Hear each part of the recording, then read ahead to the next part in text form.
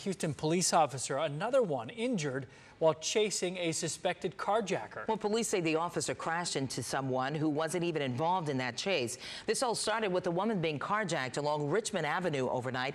It did not end until the suspect was caught in Spring Branch.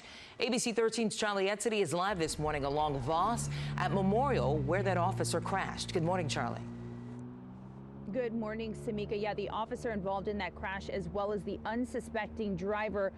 Thankfully, both of them had minor injuries. Both are going to be okay. And so, as you mentioned, this chase started a couple miles south of where we are at this morning. The chase started off of Richmond and Hillcroft. And according to HPD investigators, they say a suspect stole a woman's black Dodge Challenger as she was leaving a club in that area. So up on your screen right now is footage of that suspect being taken into custody. We're told that he is a man in his 20s.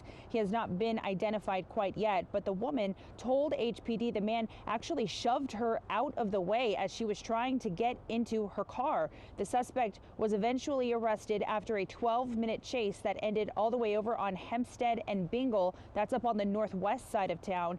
And the stolen car, you can see there, has pretty extensive front end damage, and investigators say it was only when the car finally gave out that the suspect came to a stop. But during that chase, one police officer ended up colliding with a driver who was not involved in the police situation. That crash happened where we are at this morning off of Voss and Memorial. Officers did have their lights and sirens activated. That's according to an investigator who spoke with us earlier this morning.